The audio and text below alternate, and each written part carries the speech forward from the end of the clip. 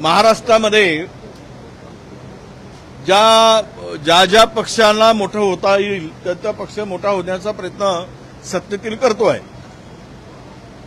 आणि कितीही मोठा झाला पक्ष कोणताही तरी त्याला भाजपाच्या पंखाच्या सावलीतच राहावं लागेल. त्याला हवा तेवढा सूर्यप्रकाश मिळेलच असं म्हणता येत नाही आणि तो मिळवू देणार नाही. त्यामुळे मला नाही वाटत की शिंदेची भीती भाजपला असेल, शिवसेनेची भीती शिंदेच्या, असं मला दिसत नाही. कारण तसे आपण दोष कोणावर द्यायचा? कोणाच्या घरात जाऊन कोणी फोडत नाही. नैतिकता नीतिमत्ता जिथे संपली तिथे पक्षाची काय म्हणतात त्याला आता आयडिओलॉजीचा काही विषयच राहिला नाही. त्यामुळे जो जातो तो सगळ्या नीतिमत्ता विकूनच जातो. त्यामुळे तुम्ही फोडणाऱ्याला दोष का देताय? फुटणारे हे नालायक आहेत हे पहिला आपण सांगितलं पाहिजे, विचार केला पाहिजे. विधान परिषदेचे काल निकाल लागले. नागपूर आणि अमरावतीमध्ये काँग्रेसला यश मिळाले. मात्र निरीक्षकांनी जे उमेदवार दिले ते तिथल्या स्थानिक आमदारांशी नेत्यांची चर्चा न करता दिली आणि त्यामुळे नाराजी या स्थानिक नेत्यांमध्ये आहे. नाराजीचं हे बघा, कुठेही काँग्रेसच्या बाजूला संख्यावर नव्हतं. नक्की म्हणजे तिकडे हार तर ठरलेलीच होती कारण संख्याच नव्हती. म्हणून कुठेच संख्या नव्हती. आता ठीक आहे, काही ठिकाणी लढलेत, काही ठिकाणी आम्ही उमेदवारी दिली, त्यांनी माघार घेतली.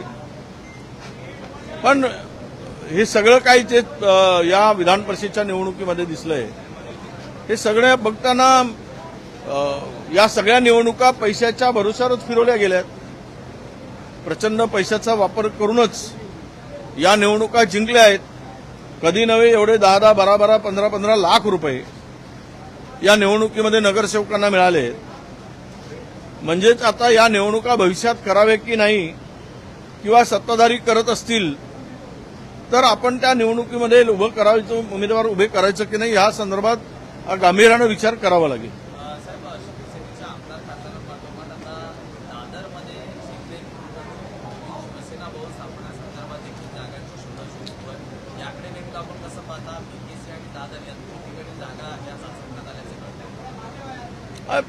असे मला या संदर्भात प्रश्न विचारण्यापेक्षा मी त्यांनी जागा कुठे शोधावी, कुठे शिवसेना नव्यानं भवन बांधावा, तो त्या पक्षाचा प्रश्न आहे.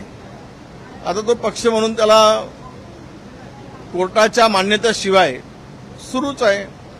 चिन्ह आहेच, निवडणुका होत आहेत, अनेक लोक त्या पक्षामध्ये सहभागी होत आहेत. त्यामुळे कदाचित त्यांना नवीन भवन बांधायचं असेल त्याच्याकडे मी कोणत्या नजरेनं बघण्यापेक्षा महाराष्ट्र कुठल्या नजरेनं बघतो हे येणाऱ्या काळात समजेल. विधान परिषदेच्या निवडणुका झाल्या, नाशिकमध्ये ते निवडून आले अपक्ष उमेदवार, ज्यांच्या विरोधात ते निवडून आले त्याच पक्षाला ते समर्थन द्यायला निघाले. त्यांचे मंत्री जाऊन त्यांना चार्टर्ड लाईटनं घेऊन आले, त्यांचा पक्षप्रवेशही होत होता. ही सगळी जी घटना आहे ती कुठल्या दिशेनं अंमली निर्देश करते असं मला वाटतं? जो जीता वही सिकंदर, हार गया वो बन गया बंदर. तो बंदर को कौन पूछेगा? सिकंदर को ही पूछा जाएगा. त्यामुळं सिकंदर जिथे आहे तिकडे सगळे धावतील. याला काही आता तुम्ही याला कुठल्या नजरेनं बघायचं ते बघा. असं आहे की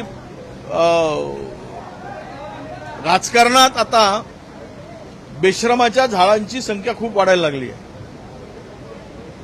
ते बेशरमाचं एक झाड आहे, ती संख्या खूप वाढायला लागली. ती झाडाला दोष देण्यापेक्षा बेशरम नावाचे माणसं जास्त तयार व्हायला लागले. त्यामुळे दोष कुणाला द्यायचा हा प्रश्न. थँक्यू.